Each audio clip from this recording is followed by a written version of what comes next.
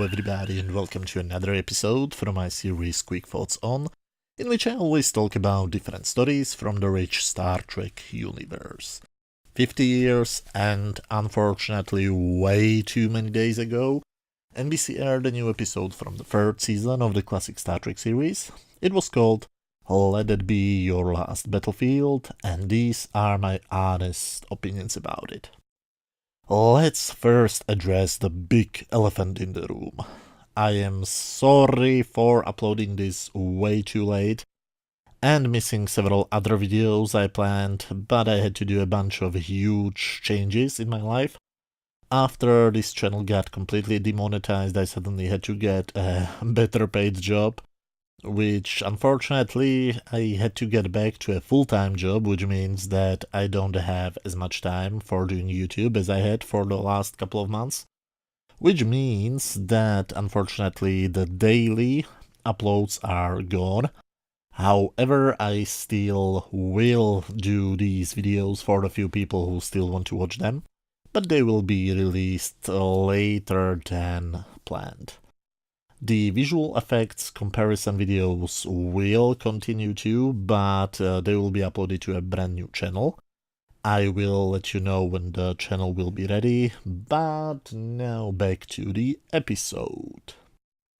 The great thing about classic Star Trek is that you can watch it over and over again.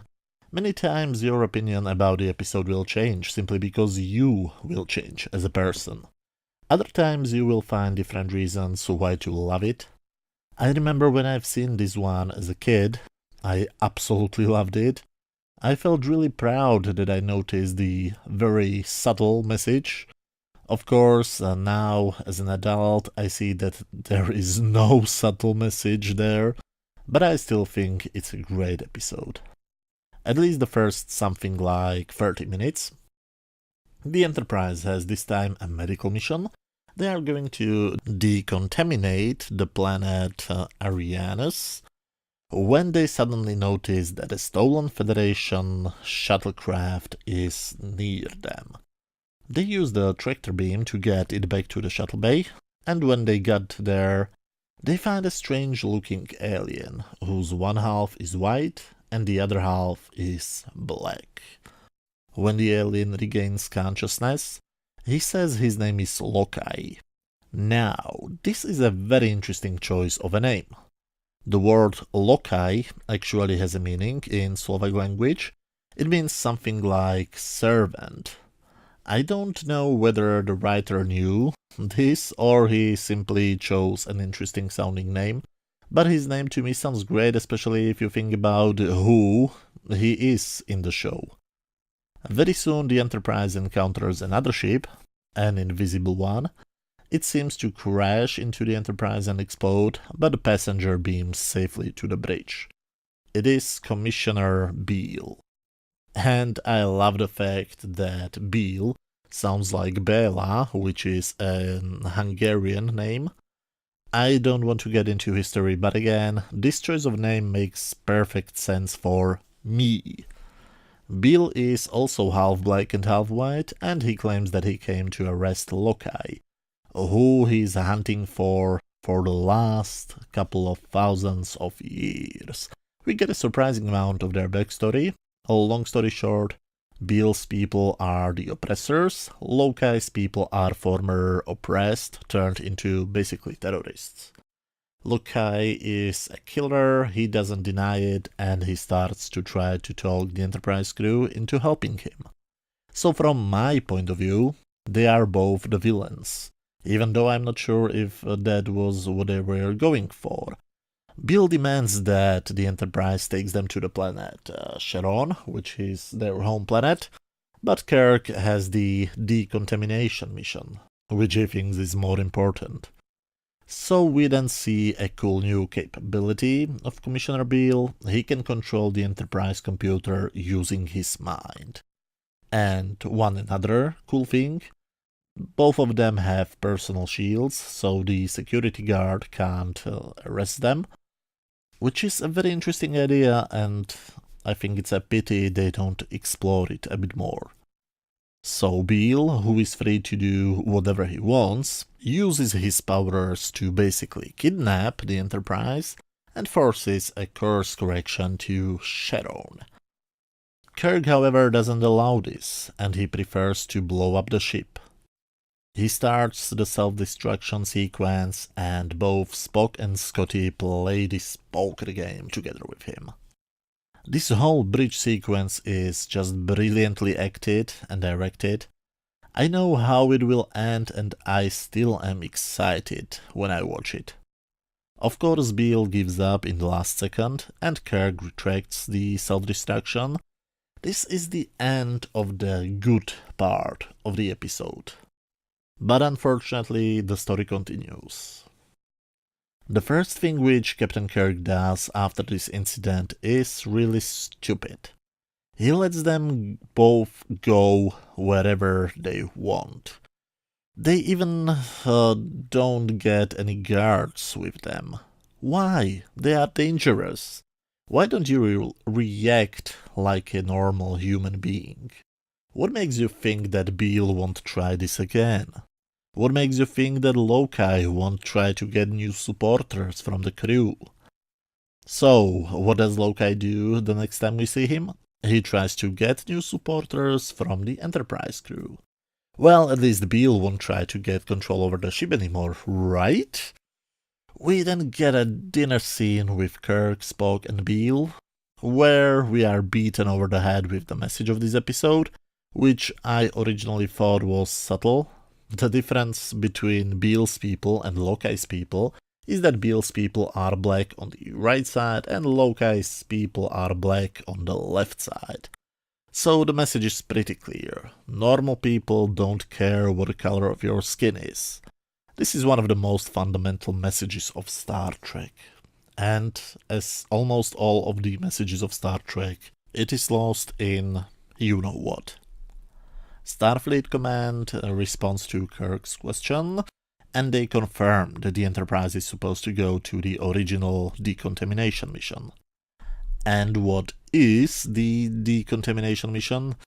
Well, in the original effects version it looks like the planet blinks with different colors.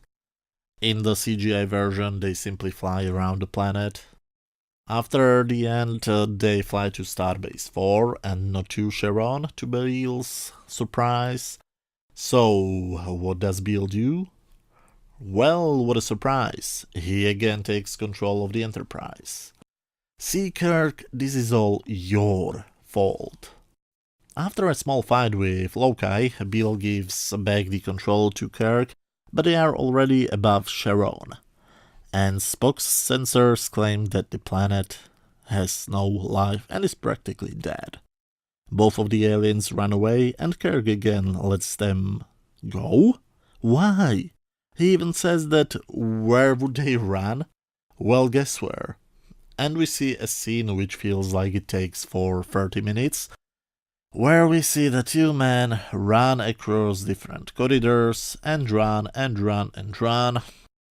I guess that in the editing room they thought it is boring, which it is, so they overlaid the scenes with stock footage of burning buildings from World War II. It looks weird and pretty boring. Thankfully it ends when the two of them beam down. So the Enterprise leaves them to their fate. The end. Well, this was weird. The first 30 minutes of the episode, until the self-destruction sequence, is actually pretty good. Actually pretty great. But the rest, well, the rest is really, and I mean really, bad. It almost kills the episode for me. The episode was started by the one and only Gene L. Coon, but it was never finished and was then completely rewritten by a certain gentleman named Oliver Crawford. And you can clearly feel that this episode is a result of two completely different visions. It also has two different Kirks. The first one behaves like the normal Kirk. The second Kirk makes a bunch of very stupid decisions, and everybody on the bridge is completely okay with them. There are many unique visual changes for the episode. For example, we get to see some very rarely seen angles of the Enterprise model, and they are even really clean, because probably they were not used 50 times before. There is also a very interesting red alert effect. They quickly zoom in and out of the blinking panels. An interesting visual choice, but it gets very annoying after a few seconds. I don't like this episode as much as I used to when I was a kid, mainly because of the ending, but I still love the message. And no, the message isn't racism is bad. The message is nobody cares about the color of your skin because we are all humans. I'm not sure if Loki was supposed to be the hero, or if the show was to have two villains. There are several moments in this episode where I feel like we were supposed to feel for him, but there are also scenes in which the Starfleet officers only care about putting him to jail for stealing a shuttle. I don't know, I think it's pretty good, but could be much better. And because of the message, it should be much better. Overall, on my standard scale from 0 to 10, where 0 is absolute garbage, 10 is a masterpiece, and 5 is just average, I would give this episode 7 out of 10.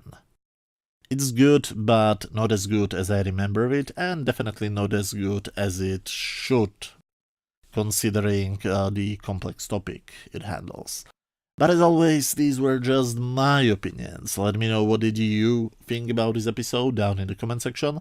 If you like this video, please hit that thumbs up button, and if you have some free time, you can check any of the other videos on my channel. You should see some links on screen right now.